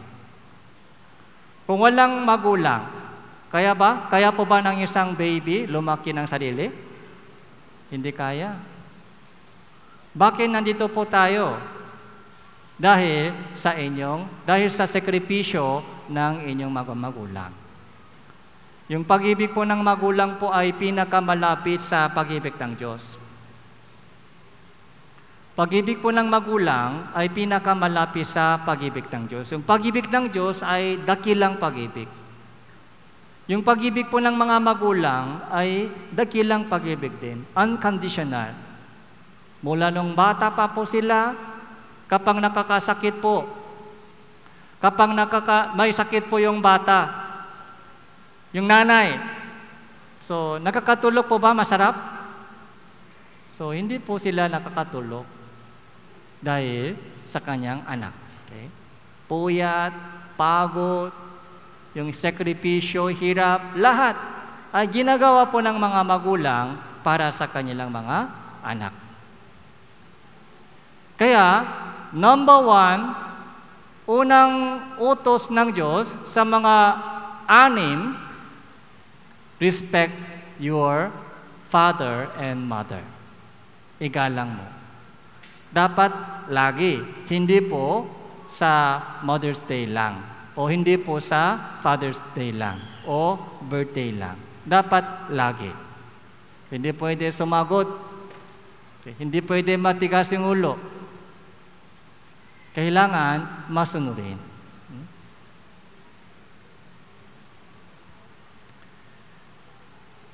So, panurin po natin isang video clips. Okay.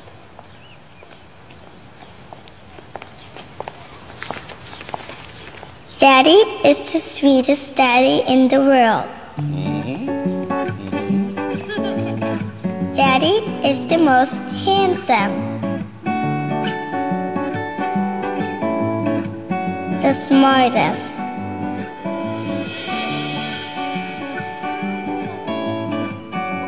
the most clever, the kindest.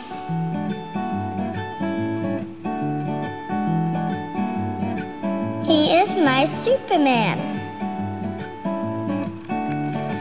Daddy wants me to do well at school. Daddy is just great, but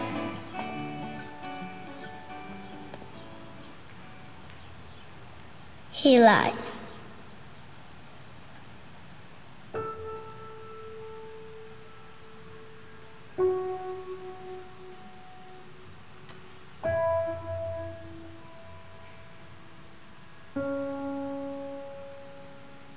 He lies about having a job.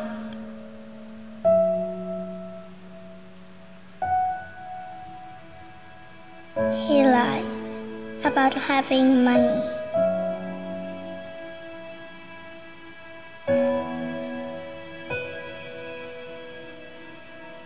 He lies that he's not tired.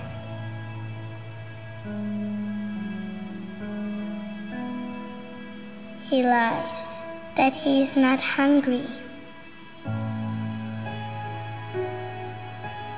He lies that we have everything.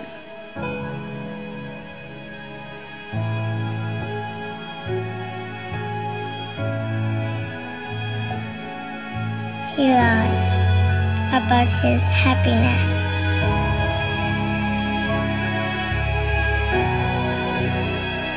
He lies because of me.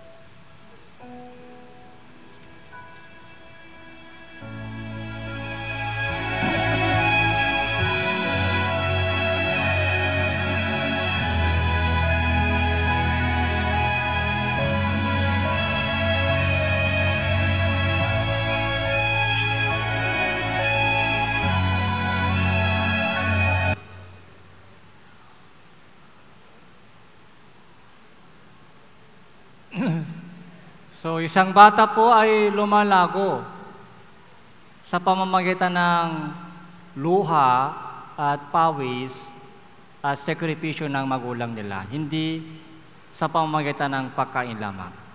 Okay? Kung walang magulang, wala tayo dito. Kaya dapat igalang po natin ang ating magulang. So, number 6, huwag kang papatay.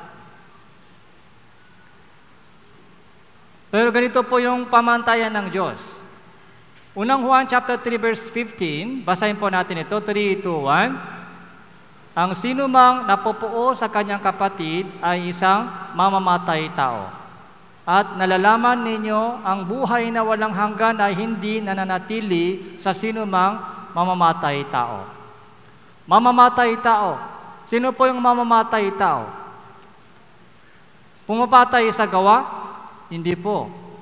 Yung puod lang, yung galit lang. Sino mang napupuo sa kanyang kapatid, sa kanyang kapa, sa mga mahal po natin sa buhay, galit. Nagagalit po tayo. Napupuot po tayo. Yun din po yung pagpatay sa kanila. Ilang beses po ba nagalit po tayo hanggang ngayon? Ilang beses po ba nagalit po tayo sa ibang tao? Maraming beses. Ibig sabihin, maraming tao ang pinatay po natin sa ating puso. Lalo po yung ating pamilya, yung asawa, yung mga anak, yung kaibigan, ay pinapatay po natin sa ating puso. Yung violenteng ugali, yung yung salita na lumalabas sa ating bibig, ay parang matulis na kutsilyo, ay tumutusok, bumabangon sa puso ng kausap natin.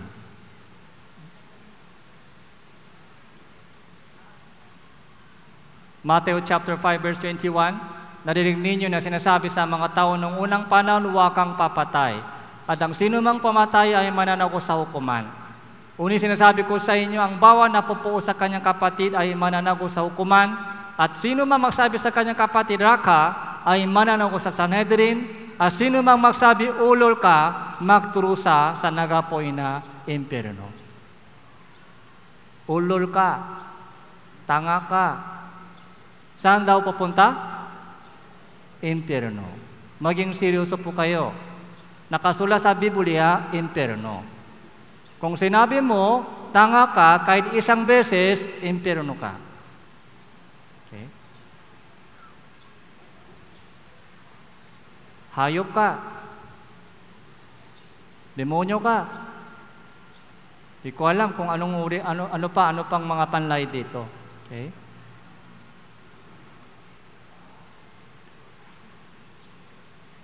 Yung pagpatay po sa gawa ay galing po sa ating puso. Yung hatred, yung galit poot, yun po yung binibilang po ng Diyos kung ilan beses nagalit po tayo. Kung maraming beses nagalit po tayo, ibig sabihin, maraming tao ay pinatay po natin. Mamatay tao tayo, murderer tayo sa harapan ng Diyos. Tapos yung mga bata na binubura sa tiyan ng mga ina, okay? So ito rin po isang malaking kasalanan. Yung mga baby sa tiyan ng mga sinapupunan ng mga nanay, minsan binubura. Yun din po yung malaking kasalanan sa harapan ng Diyos. Number 7, huwag kang mangalunya. Saan po tumitingin itong lalaki? Sa lalaki o sa babae? Sa babae. Matthew chapter 5 verse 28, uni sinasabi ko sa inyo na ang bawat tumitingin sa isang babae na may pangnanasa ay nakasalanan sa kanya ng pangalo niya. Saan po? Sa kanyang puso. Puso. Yung pangalo niya po ay nagumpisa sa puso. Puso po nangyari. Madalas po nangyari sa puso ang pangalo niya sa harapan ng Diyos. Pag lumabis po ito, minsan lang lumalabas sa gawa. Pero sa puso ay madalas nangyari po yan sa puso. Nangalo niya araw-araw. Dahil tumitingin ka sa babae na may pangnanasa, tumitingin ka sa lalaki na may pangnanasa, sabi sa Biblia, nakasala ka na ng pangalo niya. Maraming beses. Hindi lamang ilang beses. Nakasala po tayo ng pangalo niya sa harapan ng Diyos. Lustful eyes. Kanina po nakita po natin. Matang mapangalo niya.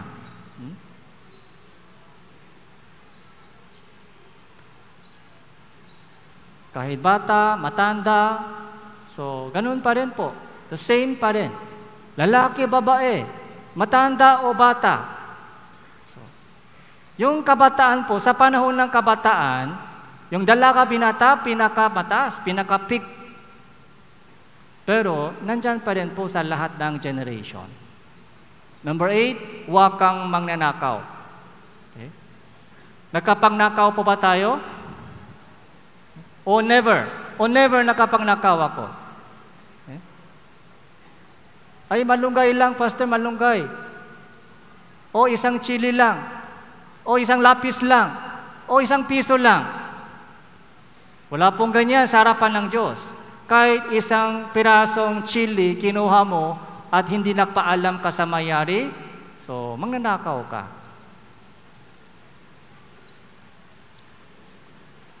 Yung pangungupit sa bulsa ng magulang, ang nanakaw sa kanyang ama, sa kanyang ina, nagsabi hindi ito masama, ay kasamaan ng maninira. Kinukuha yung pera sa bulsa ng magulang, okay, sa wallet ng mga magulang. Hindi kompleto po yung sukuli. Hiram lang hiram, pero bakit hindi pa ibinayaran? Mga 10 years, hiram po ba yun? Hiram? 10 years? Hindi na po yung hiram.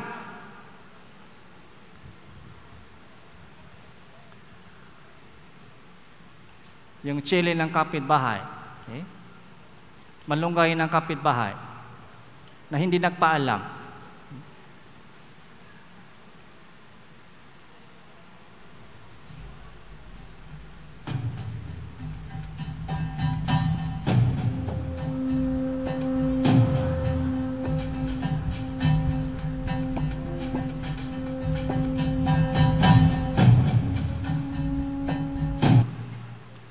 So, nahuli na sa CCTV.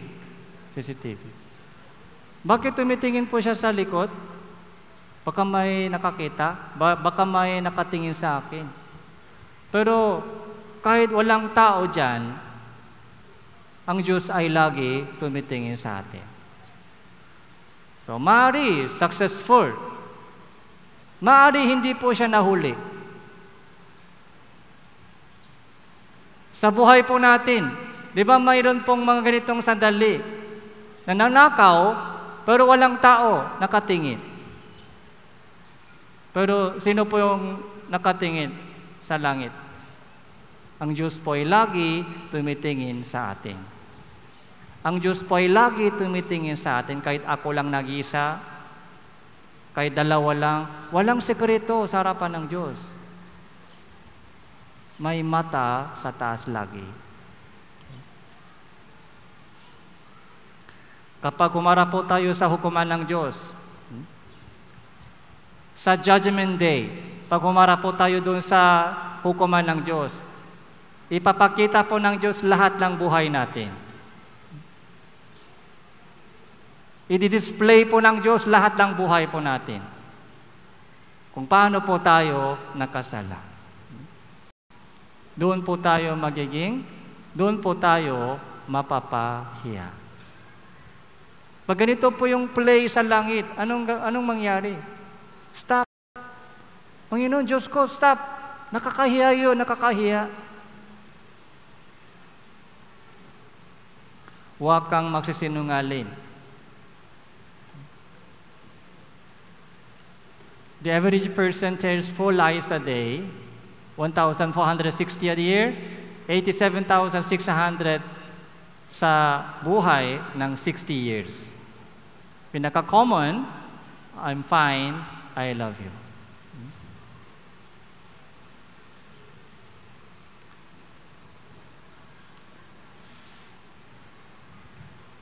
Bakit humahaba po yung ilong ng Pinocchio?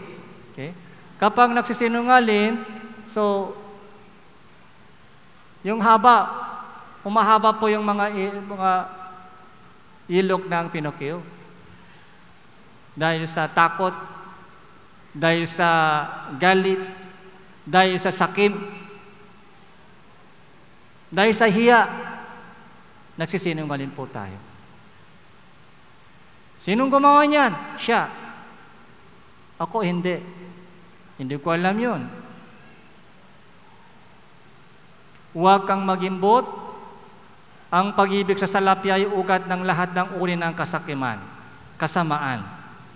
Ang ilang nang nanasa dito ay nagpalayo sa pananampalataya, tinukso ang kanilang mga sarili ng maraming kalungkutan. Ito yung ugali ng baboy. Okay? Sakit. Ano po yung resulta ng check-up natin? 10 utos po.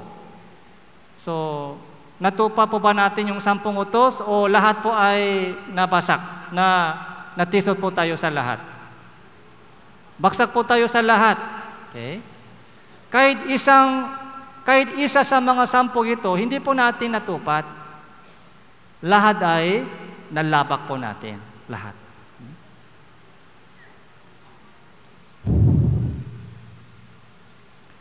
Ito yung kautusan po ay parang salamin.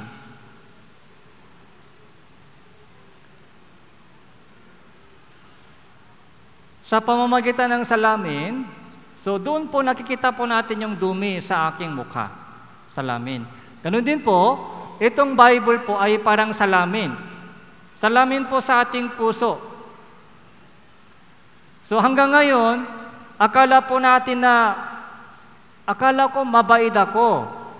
Okay lang ako. Katulad po ng itong patient B, pasyente, kahit may cancer po siya, hindi niya alam yung kanyang sakit. Yung mga invitees po dito, hindi po natin alam na may kasalanan pala ako. Maraming kasalanan, hindi po yung konti. Yun po sa pamamagitan ng Biblia. Yun po yung purpose, yung layunin kung bakit ibinigay ng Diyos sa atin itong 10 utos. Ito po yung salamin sa atin. Saan po tayo maghugas? Yung next session po, doon po tayo maghugas. Doon po mahugasan po yung ating kasalanan.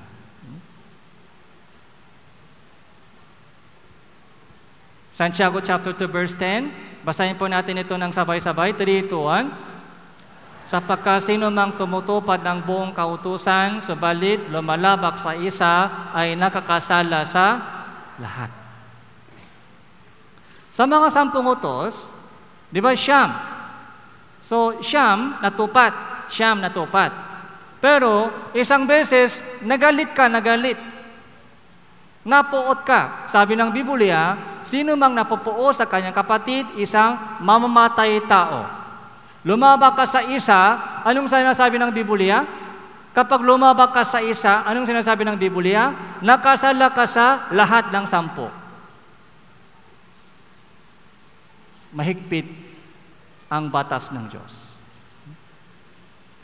Isang beses lang yan. Hindi ako lagi. Isang beses lang nagalit ako sa magulang. Pero anong sabi ng Diyos? Nakasala ka sa lahat. Impyerno ka. Isang beses lang tumingin ako sa babae, maganda siya. Kaya tumingin lang ako isang beses. Anong sabi ng Biblia? Nakasala ka ng pangalo niya sa inyong puso. Impyerno ka. Napakahigpit po yung batas ng Diyos. Yung batas ng tao, okay, madali lang yan, batas ng tao. Hindi ganun kahigpit batas ng tao.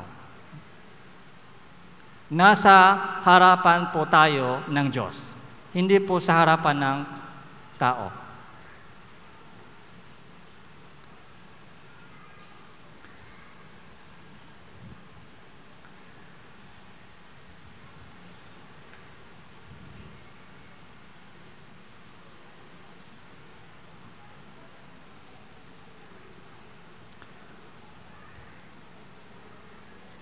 Apocalypse chapter 2, 20 verse 11, verse 12. Medyo mahaba po ito pero napakahalaga. Ang nakita ko ang isang malaking tronong puti ang nakaupo roon. Ang lupa at langit tumakas sa kanyang harapan at walang natakpo ang lugar para sa kanila. At nakita ko ang mga patay, mga dakila, mga hamak na nakatayo sa harapan ng trono at binuksan ang mga aklat, binuksan din ang isa pang aklat, ang aklat ng buhay. Ang mga patay, hinatulan ayon sa kanilang mga gawa, ayon sa nakatala sa mga aklat. At iniluwag ng dagat ang mga patay na nasa kanya, at ibinigay ng kamatayan ng Hades ang mga patay na nasa kanila, at hinutulan ng bawat tao ayon sa kanilang mga gawa. Ang kamatayan ng Hades itinapon sa lawa ng apoy. Ito ang ikalawang kamatayan, ang lawa ng apoy. Verse 15, basahin po natin ng sabay-sabay, 3, 2, 1. At sino mang hindi natakpuan nakasulat sa aklat ng buhay ay itinapon sa lawa ng apoy. Lawa ng apoy, yun po yung impyerno, lawa ng apoy. Walang hanggang pakapuksa. Walang hanggang kapahamakan. Kapag isang tao po ay mamamatay na hindi pa ligtas, saan pupunta? Lawa ng apoy pupunta. May entrance doon sa lawa ng apoy, pero walang exit. Okay. Lahat ng tao, kapag namatay na at hahatulan ayon sa ating mga ginawa, ayon sa nakasulat sa aklat ng Diyos. Ito po yung batas ng Diyos, 10 utos. Nakita po natin kanina. So, panuloy po natin. It is appointed unto men once to die, but after this, the judgment. But we are all as an unclean thing, and all our righteousnesses are as filthy rags. And we all do fade as a leaf, and our iniquities, like the wind, have taken us away. It is a fearful thing to fall into the hands of an angry God.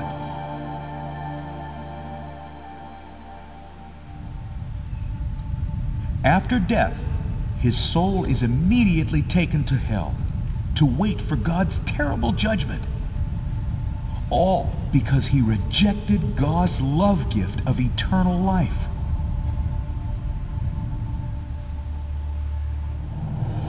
The time is coming. It is called the great and terrible day of God's judgment, when all who died in their sins will be called to appear before the Lord Jesus Christ to be judged. The Word of God says, "And I saw a great white throne, and him that sat on it, from whose face the earth and the heaven fled away, and there was found no place for them. And the sea gave up the dead which were in it, and death and hell delivered up the dead which were in them. And I saw the dead, small and great, stand before God, and the books were opened. And another book was opened, which is the book of life. And the dead were judged out of those things which were written in the books, according to their works. Every idle word that men shall speak, they shall give account thereof in the day of judgment.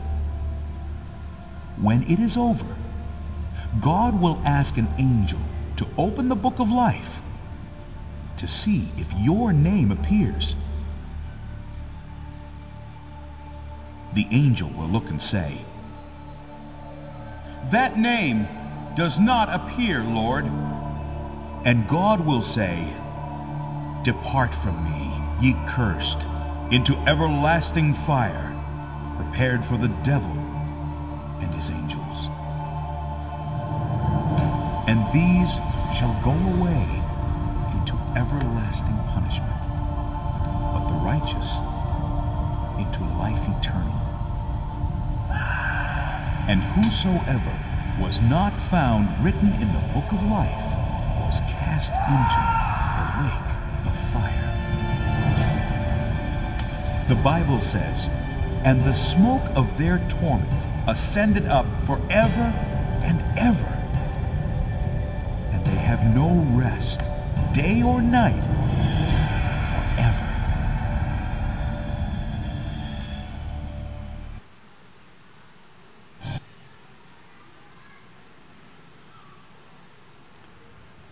Ito po yung kapalaran ng isang makasalanan. Okay? Itinakda sa mga tao ang mamatay na minsan. So, yun po yung experience po natin. O tama, isang tao ay mamatay. Balang araw, mamatay tayong lahat. 100% sure po yan, balang araw. Pero kung hanggang dyan lang po, alam mo, delikado po. Dahil, sinasabi ng Biblia, pagkatapos ng kamatayan, ano pa po meron? Paghuhukom ng Diyos. Lahat po tayo ay haharap doon sa hukuman ng Diyos. Kung Biblia ay totoo, meron po tayong malaking problema. Ano po yung problema po natin? Utang? O sakit sa katawan? Hindi po yan. Kung Biblia ay totoo, meron po tayong malaking problema dahil may kasalanan tayo, may kasalanan. Yung kasalanan po ay magdadala sa atin hanggang doon sa impyerno, walang hanggang apoy. Yun po yung nakasulat sa Biblia.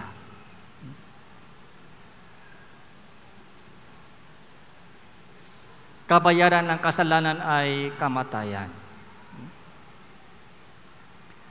Kaya ito po yung sinabi po ng Panginoong Jesucristo, ang kamay mo ay nakapagpapatyoso sa iyo, putulin mo ito. Kamay mo, putulin. Mas mabuti sa inyo pumasok sa buhay, sa langit, na baldado kaysa may dalawang kamay ang mapunta sa impyerno. Bakit po? Doon sa impyerno, yung apoy hindi mapapatay. May uot, hindi namamatay. Magpakailanman. Ano ang choice po ninyo? Puputulin yung kamay sa langit o dalawang kamay sa impyerno? Ano po yung choice po natin? Kayong bahala. Okay? Kung anong choice. Kapag isa lang kamay, pangit tingnan, gusto kong dalawa, sa impyerno. Kung ang paa mo ay nakapagpatiso sa iyo, putulin mo ito. Mas mabuti pa sa iyo ang pumasok sa buhay na pilay kaysa may dalawang paa ka at may tapon sa impyerno. Sobrang sakit yung pagpuputol ng mata, yung paa at kamay. Pero ang sakit at kirot sa impyerno mas matindi. Kung ang mata mo ay nakapagpapatiso sa iyo, dukitin mo ito. Kaya ba natin? Kaya ba natin putulin yung ating kamay, yung ating paa? At kaya ba natin dukitin yung ating mata? Maging seryoso po tayo. Ganito po yung warning ng Panginoong Jesucristo sa atin. Kung walang impyerno, so wala pong ganitong warning.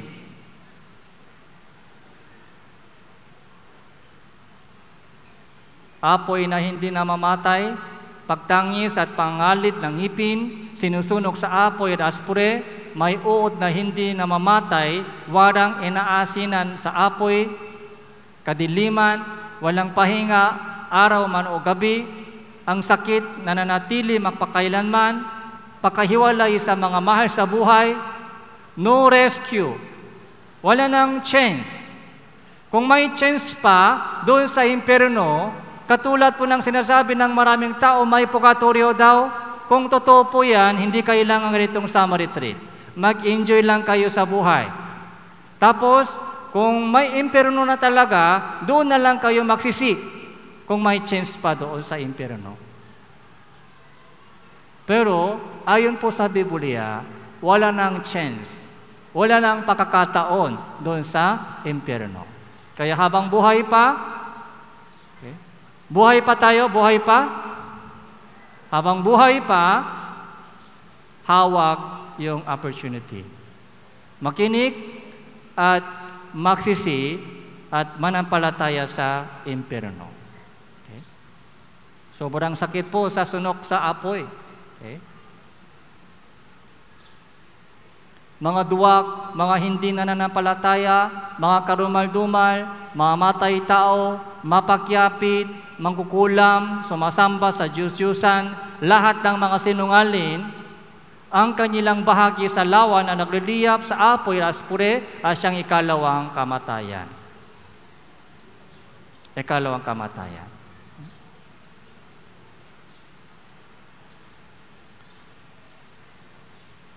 So, paano rin po natin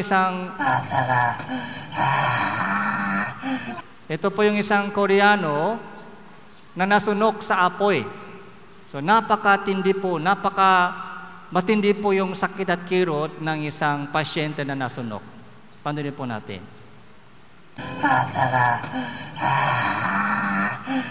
진짜 죽겠어.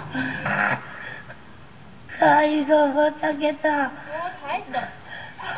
아니, 다 했어도 뜨거운 거 어떡해. 뜨거워. 도둑 살려줘. 와, 지금 너무 아파요. 지금 너무 아파. 지금 너무 아파요.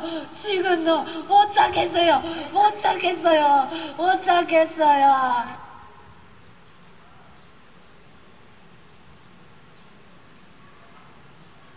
Yung sakit sa katawan, sa mundong ito, may katapusan. May katapusan po, pero yung sakit sa impyerno ay walang katapusan. Kaya, ngayon po, nakita po natin yung ating spiritual condition. Okay. Ipinanganak po tayong makasalanan. Masamang puno. Masamang puno tayo, kaya bunga natin ay masama din, yung bunga. Tapos, hahatulan tayo, paparusahan po sa impyerno. Yun po yung kapalaran ng isang makasalanan. Kaya, after itong, pagkatapos ng itong session, yung susunod na session po, ay pag-aralan po natin yung solusyon, yung gamot. Ibibigay ng Diyos sa atin yung gamot. Pero sana, walang tao katulad po ng patient B. Kahit bibigyan ng gamot, ayaw uminom. Dahil hindi po niya alam yung kanyang sakit. Sayang gamot. Kaya sana po lahat po nandito ngayon ay magsisi sa harapan ng Diyos at makinig ng mabuti ng Ebanghelyo at baligtas po lahat.